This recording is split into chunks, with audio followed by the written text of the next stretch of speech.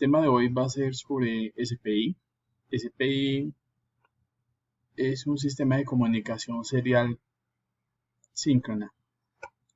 SPI tiene 4 pines que son MISO, MOSI, clock y un selector que eso nos permite a nosotros elegir el dispositivo que está en comunicación entre varios dispositivos que se pueden poner en paralelo. Esta es una configuración típica del SPI con varios otros tipos de SPI. O sea, tenemos un SPI con el rol de maestro y tenemos aquí al lado derecho 3 SPI con el rol de esclavo cada uno. Como se puede observar, tenemos las 3 líneas que son, digamos, a compartir con los demás SPI esclavos. Esas líneas son MOSI, MOSI que significa maestro de salida, esclavo de entrada, y va a ir también entonces al MOSI del SPI esclavo.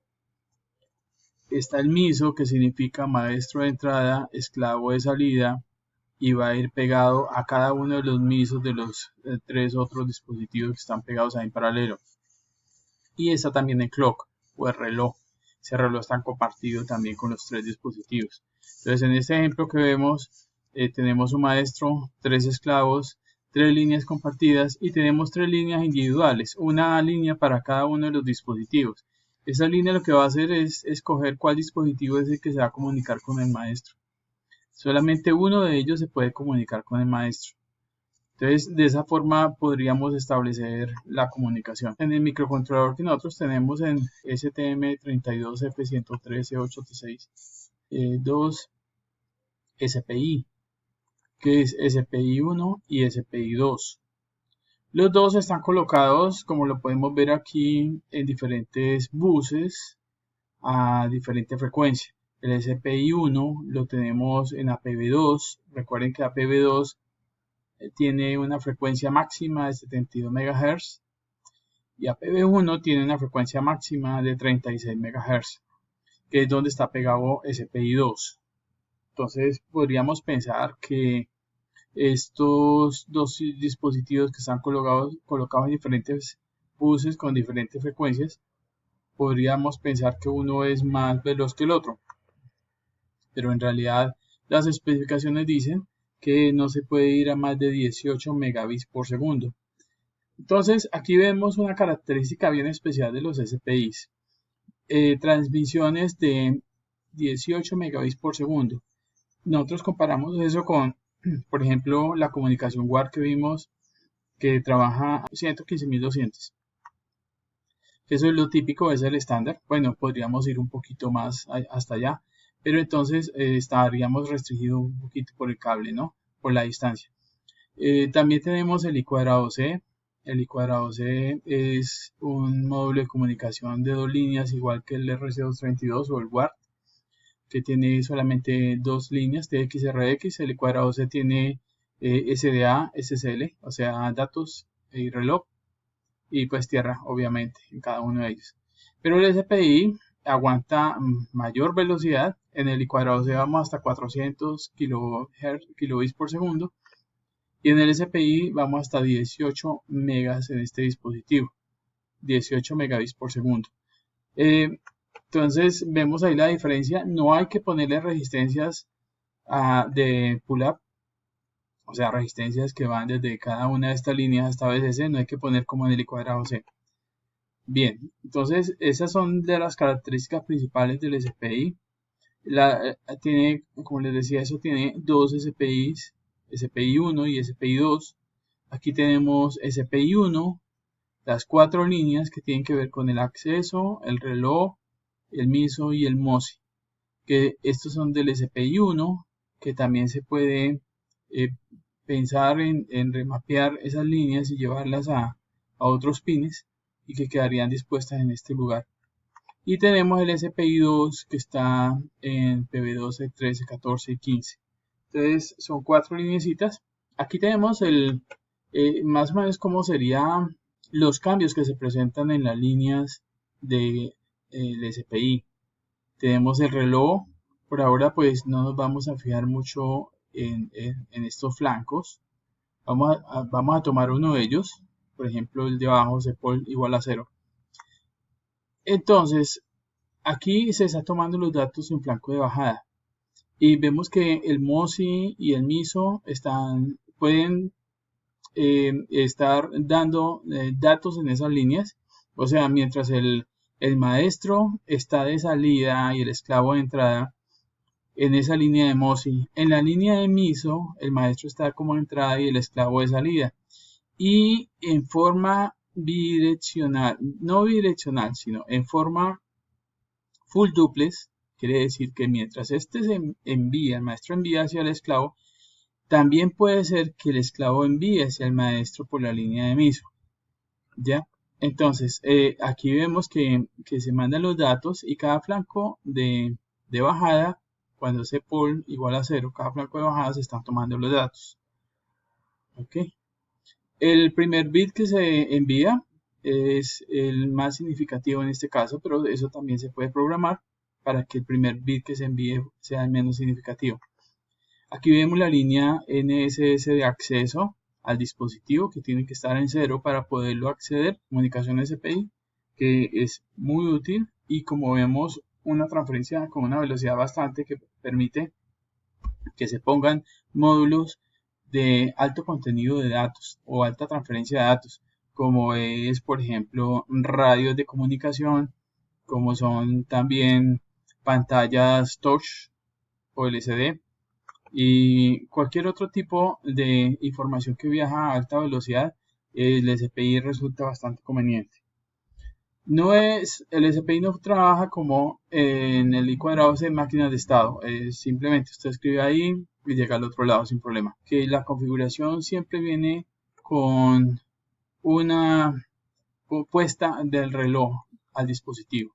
Entonces, esa puesta al reloj se hace dependiendo de dónde es que está colocado el SPI. Por ejemplo, en el SPI 1 se pone la PB2 y se llama esta funcioncita, que es la que siempre llamamos, ya sea para el APB2 o el APB1, para poner el reloj en el dispositivo o en el módulo. Bien, aquí también lo hacemos en el APB1 para el SPI2. Listo. Eso es básicamente por donde uno arranca en la programación.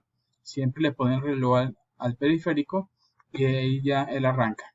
Luego lo que se hace es llamar una estructura o crear una estructura de este tipo para que pongamos todas las características del SPI y lo podamos programar. Las características son, por ejemplo, la dirección, SPI, dirección, si es full duplex o si es solamente, por ejemplo, en este caso son dos líneas en full duplex. Puede ser SPI dos líneas, solamente recepción o transmisión o una línea. Y también en el modo pues puede ser esclavo, puede ser maestro.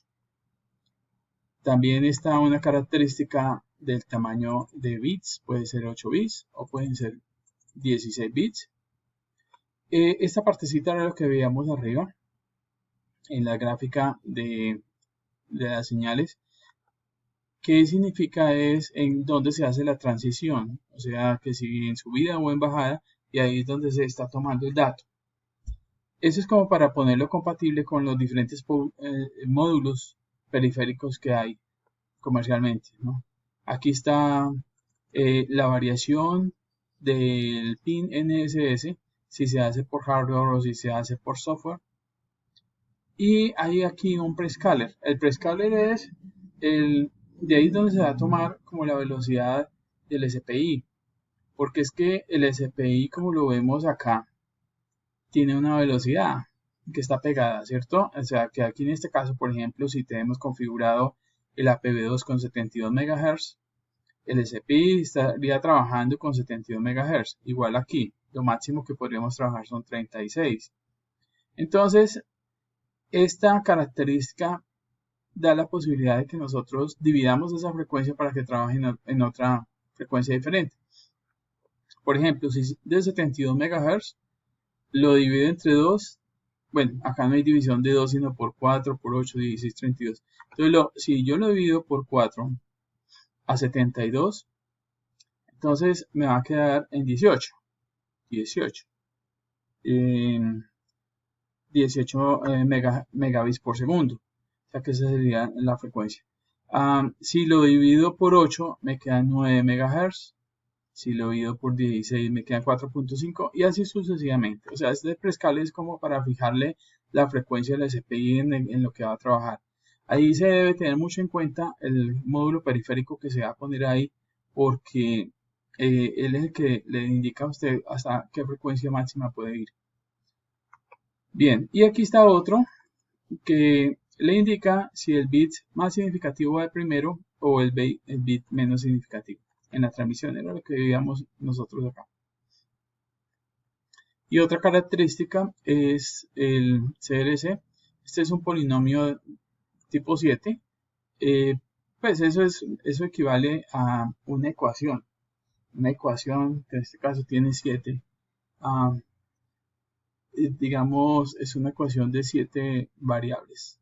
O sea, como x más x al cuadrado más x, así sucesivamente. Bueno, esta ecuación lo que le indica es como, digamos, una inscripción, o no tanto inscripción, sino una corrección de errores. ¿Sí? Es más que todo para seguridad.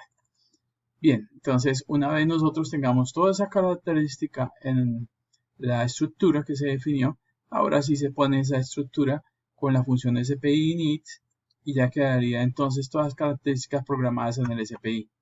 Entonces, esa sería como la programación, pues ya repasando sería colocar el reloj al SPI, definir las características del SPI y luego poner esas características con SPI init. Bien, entonces ya prácticamente quedaría todo listo. Bien, nosotros tenemos un gran repertorio aquí de funciones del SPI. Si fuéramos a mirar todo ese repertorio de funciones que tiene el SPI, pues entonces esas funciones nos servirían para muchísimas cosas. Aquí se trata es como de definir cada una de las funciones disponibles. Por ejemplo, acá hay una de configuración del tamaño de datos. Lo mismo que hacíamos arriba, que lo pusimos en 8 bits, se puede poner en 16. Acá hay otro de habilitación de comando, ves ya habilitación general del módulo, que es enable. Primero se hace la configuración, luego este comando para decirle que lo habilite. Acá para enviar datos del SPI. Aquí tenemos otra función para chequear el estado del SPI. En este caso se está chequeando por una bandera en específico. Y hay diferentes banderas que uno puede escoger para que se chequen. Y ahí hay una gran cantidad de funciones que nosotros podríamos usar. Inclusive se puede hacer la configuración para la interrupción y se escoge la bandera que va a interrumpir. Se puede también pensar en usar DMA. Pues en este caso es muy útil el DMA porque es mucha información que se va a transferir y valdría la pena tener un DMA para que el microcontrolador no tenga, digamos, tanto procesamiento y no nos deje hacer como las tareas principales. Entonces usar un DMA sería muy bueno.